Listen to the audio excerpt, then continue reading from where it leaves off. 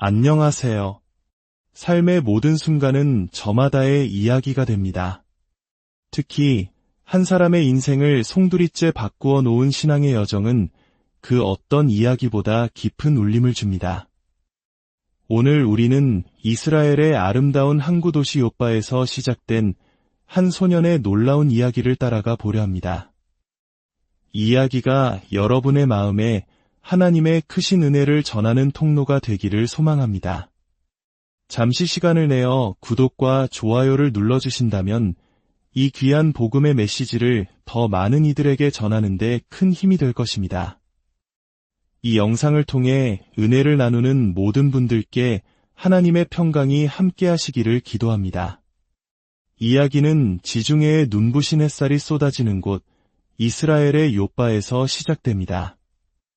텔아비브와 어우러진 이 고대의 도시는 성경의 숨결이 살아있는 땅입니다.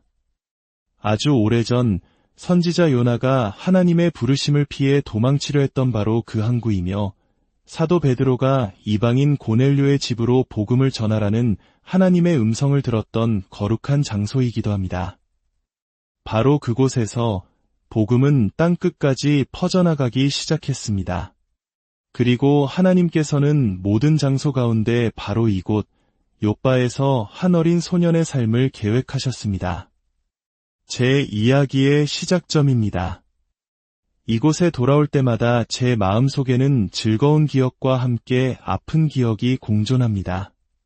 하나님께서 함께 하셨던 모든 순간은 더할 나위 없이 아름답고 기뻤지만 우리 모두의 삶이 그렇듯 고통스러운 시간도 분명 존재했기 때문입니다. 하지만 하나님께서는 그 모든 기억을 사용하여 당신의 선하심과 위대하심, 그리고 그 크신 사랑과 은혜를 우리에게 보여주십니다. 많은 분들이 제게 묻습니다. 당신의 사역은 어떻게 시작되었습니까? 그 모든 것의 출발점은 어디였나요? 모든 것은 바로 여기 요바에서 시작되었습니다. 저의 부모님은 제게 무척이나 특별한 분들입니다. 아버지는 58세의 나이에 암으로 세상을 떠나셨지만 돌아가시기 전 예수님을 영접하고 거듭나는 은혜를 입으셨습니다. 어머니는 지금도 여전히 사랑스럽고 귀한 믿음의 여인이십니다. 하지만 제가 어렸을 적 이곳 요바에서 태어나고 자란 부모님은 주님을 알지 못했습니다. 아버지는 정부기관에서 일하셨고 어머니는 가정을 돌보시는 분이셨죠. 저희는 매우 엄격한 가정 환경에서 자랐습니다. 당시 아버지는 많은 사람들을 돕는 일에 관여하셨기에 이 도시에서 꽤 영향력 있는 분이셨습니다. 하지만 제가 결코 잊을 수 없는 경험은 제가 11살이 되던 해에 일어났습니다. 주님께서 제 삶에 찾아오셔서 저를 만지시고 사역으로 부르셨던 바로 그 순간입니다. 하나님의 부르심이 이 어린 소년에게 언제 임했는지 묻는다면 바로 이곳 요바에서였습니다. 어느 날 밤 저는 제 방 침대에 누워 잠들어 있었습니다. 앞으로 제게 어떤 일이 일어날지 전혀 알지 못한 채 말이죠. 저는 가톨릭 수녀님들과 수사님들이 운영하는 학교에 다니며 구약과 신약 성경을 배웠습니다. 히브리어로 구약을, 프랑스어로 신약을 배우는 것이 교육과정의 일부였죠. 저는 매일 아침과 밤에 기도하는 매우 신앙심 깊은 소년이었습니다. 가톨릭 학교에 다녔기에 매일 아침 무릎을 꿇고 주기도문을 외웠습니다. 하지만 그렇게 종교적인 생활을 하면서도 저는 기독교의 핵심인 거듭남에 대해서는 전혀 이해하지 못했습니다. 아무도 제게 그것에 대해 제대로 설명해 준 사람이 없었기 때문입니다. 제가 아는 것이라고는 2000년 전 예수라는 분이 이 땅을 걸으셨고 그분이 살아계시며 실제하는 분이라는 막연한 믿음뿐이었습니다. 제 안에는 살아있는 믿음이 있었지만 그분을 인격적으로 만나는 방법에 대해서는 알지 못했습니다. 그러던 어느 날 밤 11살의 저는 요바에 있는 저희 집에서 잠을 자다가 제 인생을 뒤바꾼 놀라운 경험을 하게 됩니다.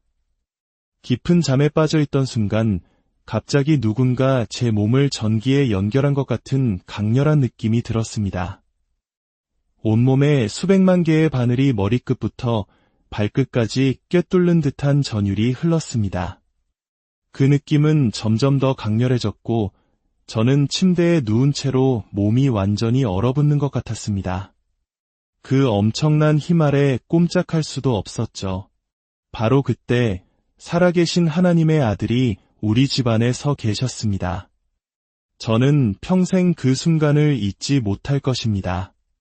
오늘날까지도 저는 그분의 모습, 머리카락, 옷, 그리고 특히 그분의 눈을 생생하게 기억합니다. 우리는 언젠가 그분의 아름다운 얼굴을 모두 보게 될 것입니다. 그분은 아름다운 미소와 함께 두 팔을 활짝 벌리고 서 계셨습니다. 하얀 옷을 입고 그 위에 붉은 겉옷을 걸치신 모습이었습니다. 저는 그분이 예수님이라는 것을 즉시 알았습니다. 누군가 말해주지 않아도 그분의 손에 있는 못자국을 보았기 때문만이 아니라 그분을 보자마자 제 영혼이 알아보았습니다. 그리고 그분은 저를 형언할 수 없는 사랑으로 사랑하고 계셨습니다. 주님의 눈에는 형용할 수 없는 무언가가 담겨 있었습니다.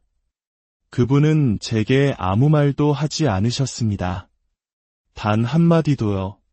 그저 미소만 짓고 계셨습니다. 저는 종종 주님께 이렇게 말씀드립니다.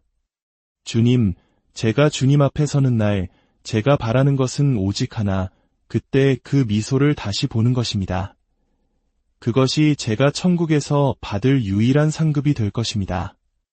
그 미소 하나가 모든 것을 말해줄 테니까요. 잘했다, 나의 아들아. 너는 좋은 일을 했다라고 말해주는 것과 같을 겁니다. 그 엄청난 경험이 약 10분간 이어진 후 저는 잠에서 깨어났습니다. 성경에서 요셉이 꿈을 꾼 후 깨어났다고 기록된 것처럼 하나님께서 성도들에게 말씀하실 때 그들은 잠에서 깨어납니다. 성경은 이것을 밤의 환상이라 부릅니다. 저에게 일어난 일이 바로 그것이었습니다. 주님이 사라지신 후 저는 잠을 자지 않은 것처럼 정신이 또렷하게 깨어났고 몸에는 여전히 전기가 흐르는 듯한 느낌이 남아 있었습니다. 저는 놀랍고 어안이 벙벙했지만 그 당시에는 그 일의 의미를 온전히 이해하지 못했습니다. 하지만 지금 돌이켜보면 저는 그 일이 왜 일어났는지 압니다. 아침이 되어 저는 어머니께 달려가 말했습니다. 엄마, 어젯밤에 예수님이 오셨어요. 제가 주님을 봤어요. 저는 그 당시 말을 심하게 더듬었습니다. 어머니는 어리둥절한 표정으로 저를 바라보셨습니다. 저는 어머니가 저를 보던 그 눈빛과 하셨던 말씀을 지금도 기억합니다. 아, 너는 성인이 되려나 보구나. 어머니는 제가 지어낸 이야기가 아니라는 것을 아셨습니다. 그 경험이 너무나도 실제적이었기 때문입니다. 너는 성인이 되어야 해. 수많은 세월이 흐른 지금 저는 그분이 왜 오셨는지 압니다. 그것은 바로 부르심이었습니다. 모든 것의 시작이었죠. 그분은 말없이 제게 말씀하셨습니다. 나를 따르라. 그리고 저는 그분이 그렇게 말씀하고 계심을 알았습니다. 그리고 감사하게도 저는 그 부르심에 순종했습니다. 저희 어머니는 독실한 그리스 정교의 신자였습니다. 중동 문화에서는 아들을 귀하게 여기는 경향이 있는데 첫째가 딸로 태어나자 어머니는 아들을 낳게 해달라고 하나님께 간절히 기도하셨습니다. 그리고 1952년 12월 3일 첫 아들인 제가 태어났습니다. 어머니는 모든 자녀의 구원이 기도의 힘 덕분이라고 믿으셨습니다. 어머니는 제가 태어나기 전부터 그리고 제가 거듭나기 전부터 매일 기도하셨습니다. 아침 7시부터 12시까지 그리고 저녁에 아버지가 퇴근하시면 다시 방에 들어가 무릎 꿇고 기도하셨습니다. 어머니의 기도는 모든 자녀를 위한 것이었고 하나님께서는 그 기도를 들으셨습니다. 하나님께서는 제 마음이 깨끗하고 선하다는 것을 아셨습니다. 어머니는 제가 아기 때부터 사랑스러운 아이였다고 늘 말씀하십니다. 하나님께서는 매 순간 저와 함께 하셨습니다. 이스라엘에서 말을 더듬는 문제와 함께 자라는 것은 매우 힘든 일이었습니다. 즐거웠던 기억은 주님과 관련된 것이지만 고통스러운 기억 또한 존재했습니다. 하지만 하나님께서는 모든 것을 합력하여 선을 이루시고 당신의 영광을 위해 사용하십니다. 성경은 하나님께서 세상의 약한 것들을 택하여 강한 것들을 부끄럽게 하시고 없는 것들을 택하여 있는 것들을 폐하려 하신다고 선포합니다. 이제 와 돌이켜보면 하나님께서 왜 제대로 말도 못하는 사람을 택하셨는지 이해가 됩니다. 말더듬 문제 때문에 저의 자존감은 산산조각이 났습니다. 아이들이 저를 놀리고 조롱할 때마다 저는 상처받았습니다.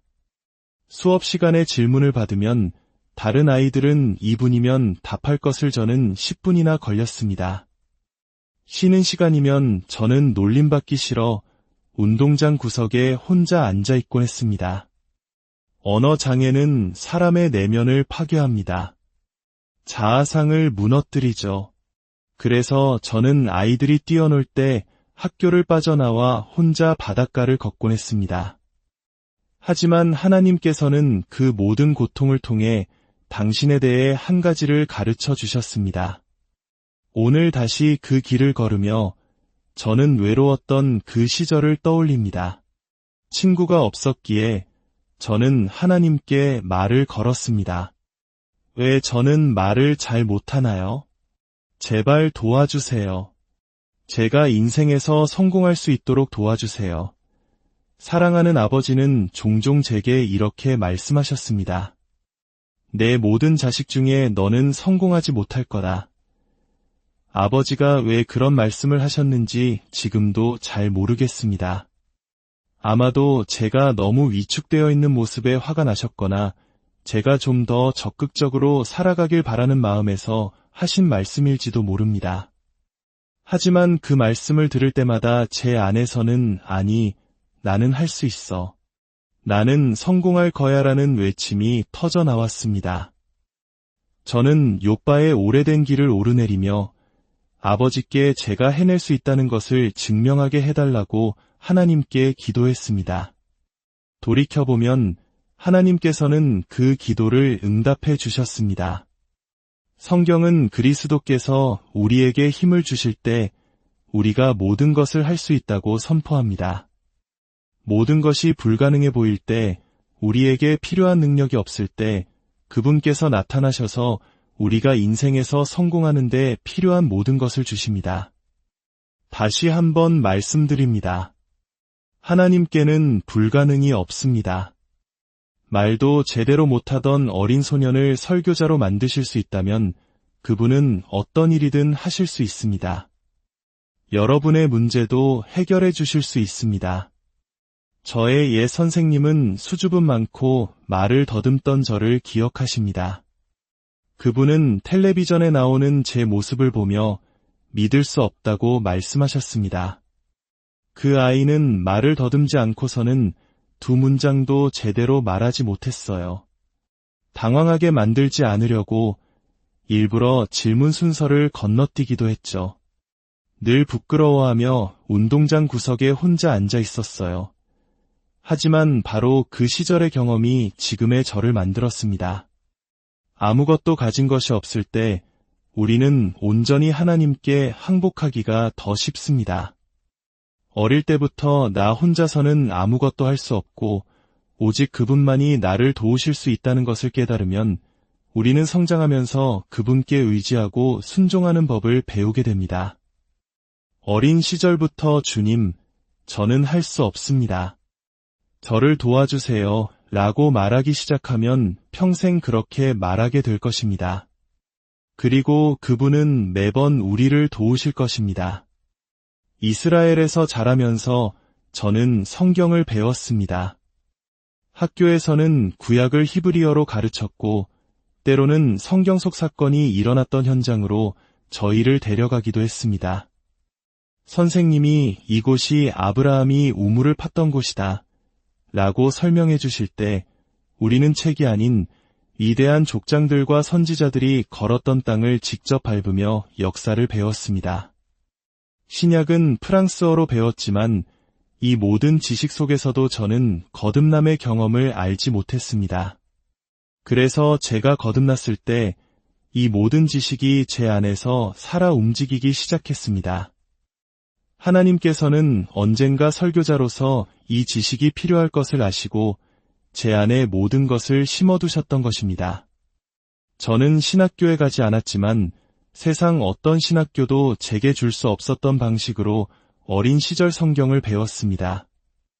저는 어릴 때부터 하나님께서 제 삶을 위한 계획을 가지고 계심을 알았습니다. 어느 날 수녀님이 제 손을 잡고 물으셨습니다. 커서 뭐가 되고 싶니? 저는 망설임 없이 대답했습니다. 신부님이 되고 싶어요. 그것이 제가 아는 유일한 하나님을 섬기는 방법이었기 때문입니다. 라고 물으시는 수녀님께 저는 복음을 전하고 싶어요 라고 대답했습니다. 하나님의 부르심을 받은 사람은 그것을 압니다. 우리는 고용된 것이 아니라 부름받은 것입니다. 하나님께서 당신을 부르시면 당신은 그것을 압니다. 빵과 물만으로 살아야 할지라도 복음을 전하십시오. 주변의 모든 상황이 불가능해 보여도 복음을 전하십시오. 가족이 반대하고 모든 사람이 당신을 비난해도 복음을 전하십시오. 왜냐하면 당신을 위해 싸우시는 분이 계시기 때문입니다. 부름받은 자에게는 은퇴란 없습니다. 은퇴는 고용된 사람들에게만 있는 것입니다. 부름받은 자는 심장이 멎는 그날까지 복음을 전할 것입니다. 그리고 1968년 아버지는 저희 가족을 이끌고 이스라엘을 떠나 캐나다 토론토로 이민을 가셨습니다. 제 인생의 새로운 장이 시작될 것임을 직감했습니다. 캐나다에서 무엇이 저를 기다리고 있을지는 몰랐지만 이스라엘에서 제 삶을 만지셨던 바로 그 하나님께서 제가 그분을 섬기는 그날까지 계속해서 제 삶을 만지실 것임을 저는 알았습니다. 1972년 초 저는 아주 특이한 꿈을 꾸었습니다. 꿈속에서 저는 아주 길고 깊은 계단을 내려가고 있었습니다. 저는 죄수였고 제 앞뒤로 쇠사슬에 묶인 죄수들이 줄지어 걸어가고 있었습니다. 작은 생명체들이 우리를 이끌고 있었죠. 무서운 꿈이었습니다. 그때 갑자기 옆에 문이 나타나고 주님의 천사가 나타나 말했습니다. 나와 함께 가자. 그러자 제 쇠사슬이 풀렸고 저는 그를 따라갔습니다.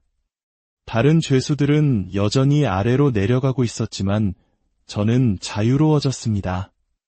천사는 저를 학교의 한쪽 모퉁이로 데려갔습니다. 그리고 다음날 아침 1972년 2월의 어느 월요일, 저는 바로 그 학교 도서관에서 거듭났습니다. 꿈속에서 보았던 바로 그 장소에서 말입니다. 당시 학교에서는 기도 모임이 열렸습니다. 몇 주 전부터 친구들이 오라고 했지만 가지 않았습니다. 하지만 그날 아침 미셀이라는 친구가 다시 한번 기도 모임에 오지 않겠냐고 물었고 저는 그러겠다고 답했습니다. 아침 7시 50분 저는 그 방에 있었고 아이들은 모두 방언으로 영으로 기도하기 시작했습니다. 저는 그런 기도를 들어본 적이 없어 충격을 받았습니다. 그들이 기도하기 시작하자 제 몸에 무감각한 기운이 퍼졌습니다. 그리고 즉시 제가 어렸을 때 예수님을 보았을 때 느꼈던 바로 그 느낌이라는 것을 기억해냈습니다. 바로 그 순간 저는 외쳤습니다. 주 예수님, 제 삶을 주님께 드립니다. 모든 것이 하나로 연결되는 순간이었습니다.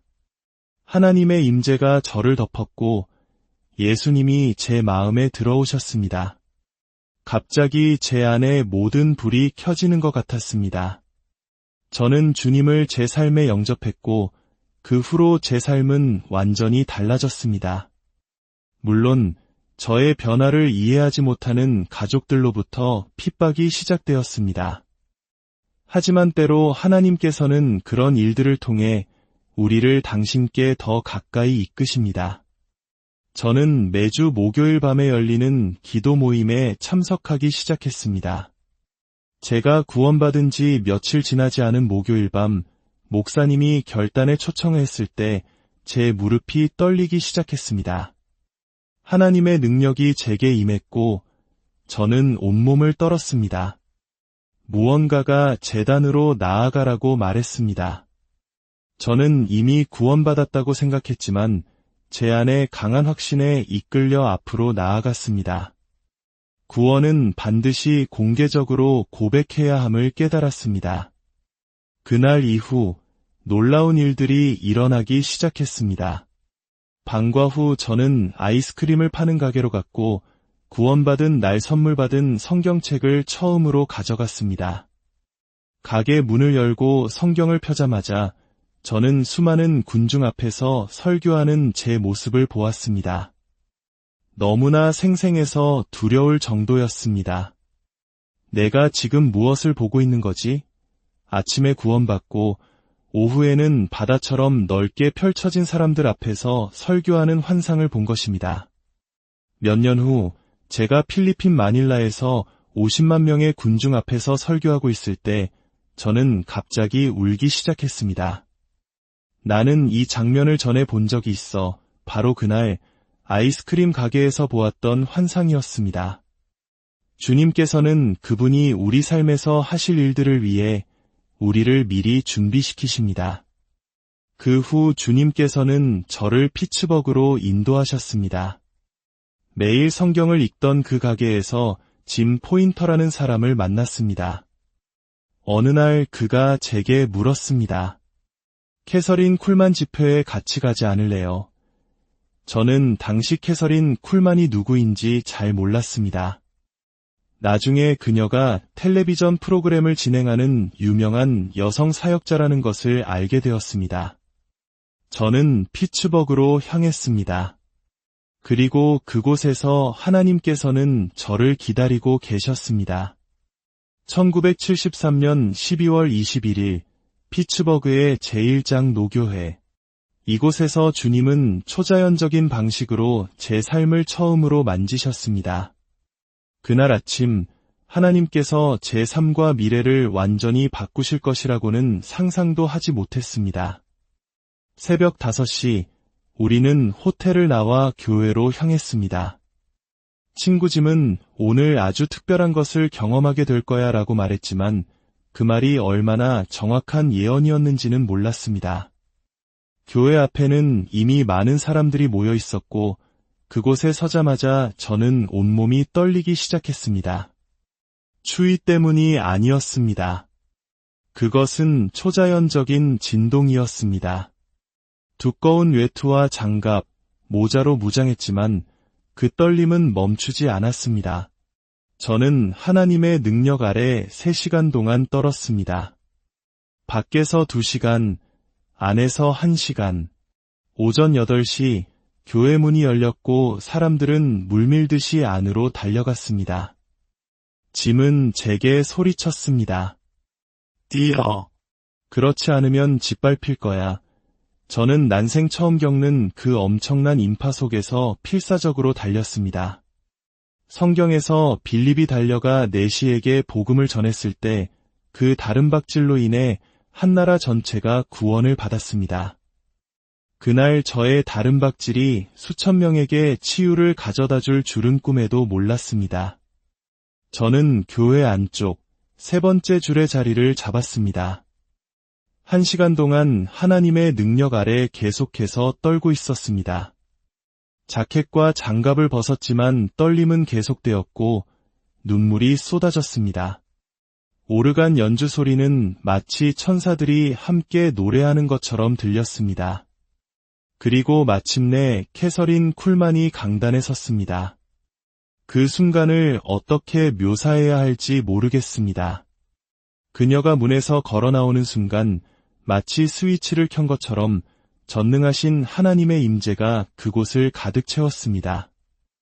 오순절날 갑자기 하늘로부터 급하고 강한 바람 같은 소리가 임했던 것처럼 하나님의 임재는 갑작스럽고도 강력하게 임했습니다. 건물 전체가 하나님의 임재로 감전된 것 같았습니다.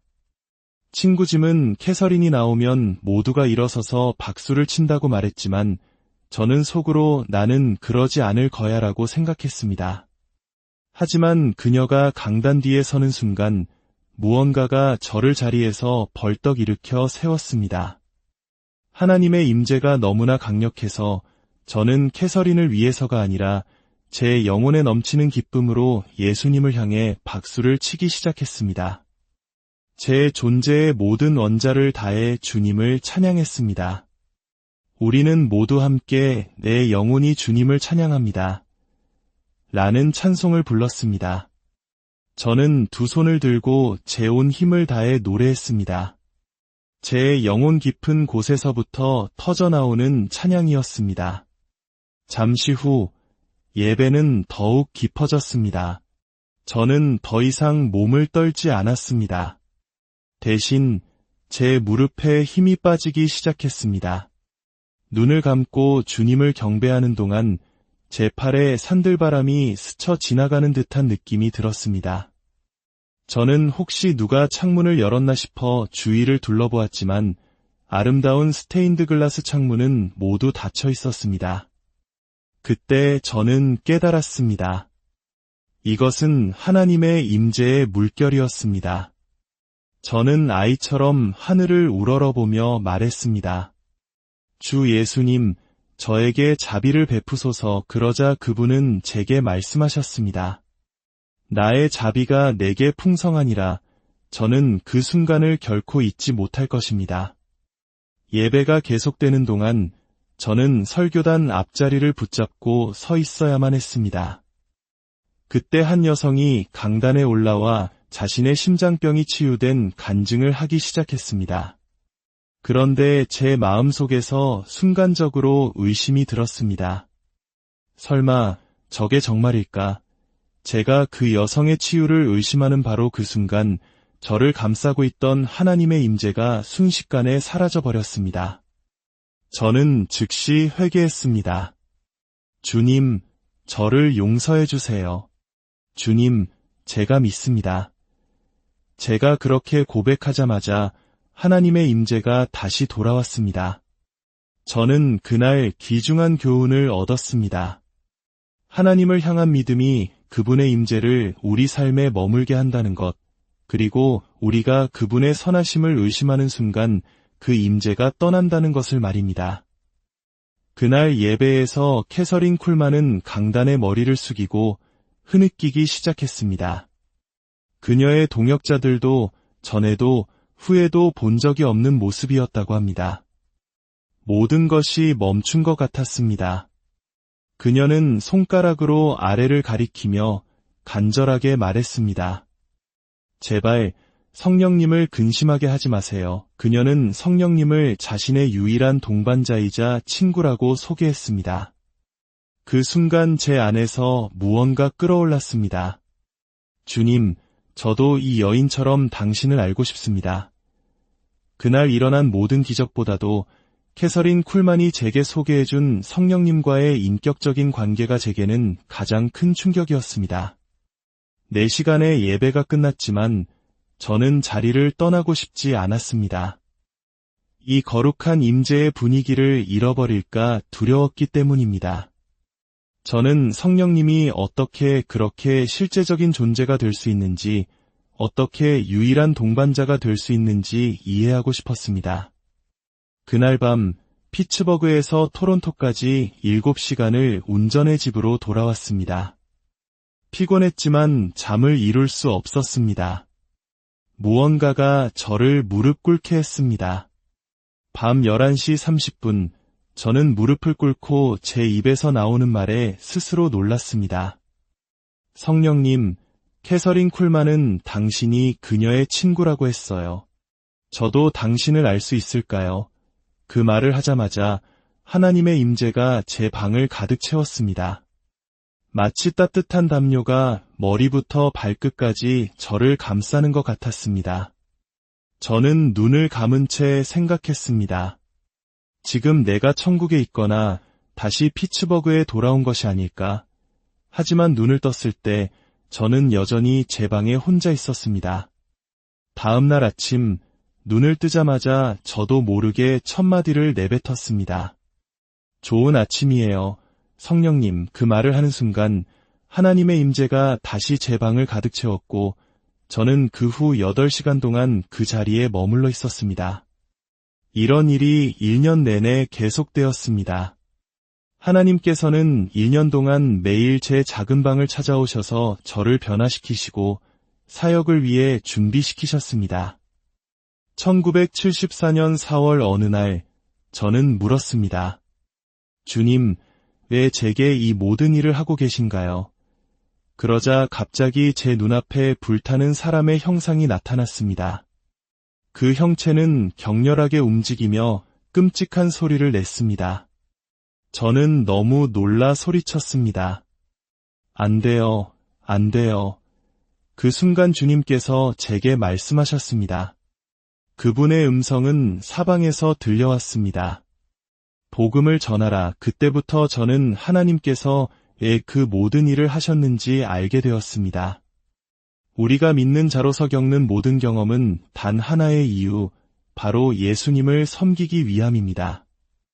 하나님의 신성한 부르심은 분명해졌지만 제게는 여전히 말을 더듬는 문제가 남아 있었습니다. 1974년 12월 7일, 저는 친구들에게 그동안 주님께서 제 삶에 행하신 일들을 나누고 있었습니다. 말을 심하게 더듬으며 힘겹게 이야기를 마쳤을 때 친구 셜리가 눈물을 흘리며 말했습니다. 오늘 밤 우리 모임에 와서 방금 한 이야기를 나눠줄 수 있나요? 저는 속으로 생각했습니다. 내가 말도 제대로 못하는 게 안 보이나? 그날 밤 저는 캐나다 오샤와에 있는 트리니티 오순절 교회로 이끌려갔습니다.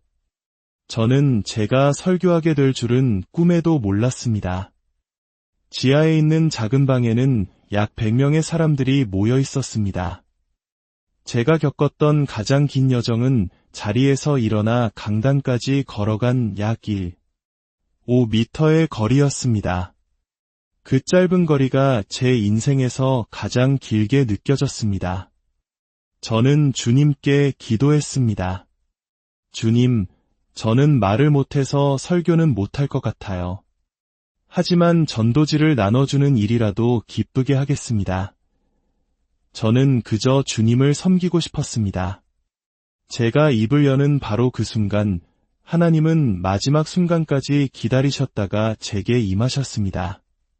하나님의 능력이 제게 임했고 저는 말을 더듬지 않고 말하기 시작했습니다. 너무 빨리 말해서 스스로에게 천천히 말해라고 할 정도였습니다. 저는 제가 아는 유일한 것, 성령님에 대해 이야기했습니다. 말을 마친 후 저는 두 손을 들고 말했습니다. 성령님, 오시옵소서. 제가 제 방에서 성령님을 환영할 때 일어났던 일이 바로 그곳에서 일어날 줄은 몰랐습니다. 제가 성령님을 환영하자 하나님의 능력이 그곳에 있던 모든 젊은이들에게 임했습니다. 저는 너무나도 놀랐습니다. 그 작은 시작이 바로 이곳에서 이루어졌습니다. 그리고 주님께서 행하신 일들을 보십시오. 성경이 말하는 것처럼 우리는 결코 작은 시작의 날을 멸시해서는 안 됩니다. 그날 밤집에 돌아와 침대에 누워 저는 주님께 물었습니다. 주님, 오늘 밤 무슨 일을 하신 건가요? 주님께서는 제게 아주 분명하게 말씀하셨습니다. 나에게 신실하라, 그 한마디였습니다. 그 초라한 시작으로부터 이스라엘의 수줍고 말더듬이 소녀는 하나님의 신성한 명령에 충실한 개인을 통해 하나님께서 무엇을 이룰 수 있는지에 대한 살아있는 증거가 되었습니다. 이제 저는 여러분과 함께 성령님에 대해 주님께서 제게 보여주신 것들을 나누고자 합니다. 고린도전서 2장 9절과 10절은 이렇게 기록합니다. 기록된 바 하나님이 자기를 사랑하는 자들을 위하여 예비하신 모든 것은 눈으로 보지 못하고 귀로 듣지 못하고 사람의 마음으로 생각하지도 못하였다 함과 같으니라. 오직 하나님이 성령으로 이것을 우리에게 보이셨으니 성령은 모든 것 곧 하나님의 깊은 것까지도 통달하시느니라. 성령님께서 우리에게 주어지신 이유는 바로 우리가 알게 하기 위함입니다. 그분은 그 지식을 우리 마음에 부어주시는 분입니다. 제가 그분과 교제하기 시작했을 때 저는 예수님께서 성령님을 보내신 이유가 바로 여기에 있음을 깨달았습니다. 우리가 주님에 대해, 구원에 대해, 예수님께서 하신 일에 대해 하나님께서 우리가 알기 원하시는 모든 것을 알게 하기 위함입니다. 그리고 제가 배운 첫 번째 것은 성령님은 인격체라는 사실입니다. 머리로만 아는 지식이 아니라 성령님의 인격을 마음으로 경험하기 시작할 때 당신의 삶은 결코 이전과 같을 수 없습니다. 당신은 변할 것입니다. 요한복음 14장에서 예수님께서는 분명히 선포하십니다. 내가 아버지께 구하겠으니 그가 또 다른 보혜사를 너희에게 주사 영원토록 너희와 함께 있게 하리니 그는 진리의 영이라 세상은 능히 그를 받지 못하나니 이는 그를 보지도 못하고 알지도 못함이라. 그러나 너희는 그를 아나니 그는 너희와 함께 거하시며 또 너희 속에 계시겠음이라. 성령님은 우리와 함께 계시고 우리 안에 계시며 우리 위에 임하십니다. 구원받기 전에도 우리와 함께 하시며 죄를 깨닫게 하시고 구원받은 후에는 우리 안에 거하시며 우리를 채우시고 우리 위에 임하시어 우리가 주님을 섬길 수 있도록 능력을 주십니다. 로마서 8장은 말합니다. 너희는 다시 무서워하는 종의 영을 받지 아니하고 양자의 영을 받았으므로 우리가 아빠 아버지라고 부르짖느니라. 성령님이 오실 때 우리는 더 이상 고아가 아니라 하나님의 자녀가 됩니다. 성령이 친히 우리의 영과 더불어 우리가 하나님의 자녀인 것을 증언하십니다. 성령님과의 교제를 경험하기 시작했을 때 제 기도 생활에 놀라운 변화가 일어났습니다. 이전에는 그저 아버지, 예수님의 이름으로 기도합니다 라고 기도했지만 성령님을 알고 난 후 아버지라고 부르는 순간 제 안에서 폭발적인 감격이 일어나고 눈물이 흘렀습니다. 지식뿐만 아니라 그 놀라운 계시를 실제로 경험하게 된 것입니다. 성령님은 인격체이시기에 지성, 의지, 그리고 감정을 가지고 계십니다. 그리고 그분은 전능하신 하나님이십니다. 성부, 성자, 성령님은 동등하신 하나님이십니다. 그렇기에 그분은 우리의 예배와 경배를 받으시기에 합당하십니다. 하지만 기억하십시오. 성령님은 자신을 영화롭게 하기 위해 이 땅에 오신 것이 아닙니다. 그분은 오직 예수님을 영화롭게 하기 위해 오셨습니다. 제가 한 번은 성령님께 감사 기도를 드렸을 때 그분의 임재가 갑자기 떠나는 경험을 했습니다. 그리고 잠시 후 그분은 제게 말씀하셨습니다. 감사는 내가 아니라 예수님께 드려야 한다. 그 순간 저는 깨달았습니다. 우리가 예수님을 찬양하고 높일 때 성령님의 임재가 우리 가운데 충만해진다는 것을 말입니다. 사랑하는 여러분, 이 이야기를 듣는 모든 분들의 삶에도 성령님의 놀라운 임재와 교제가 함께 하시기를 간절히 기도합니다. 여러분의 매일이 좋은 아침이에요. 성령님 이라는 인사로 시작되어 그분과의 깊고 친밀한 교제 가운데 살아가는 복된 날들이 되기를 축복합니다. 하나님께서는 여러분 한 사람 한 사람을 향한 놀라운 계획을 가지고 계십니다. 그 부르심에 신실하게 응답하며 나아가는 저와 여러분이 되기를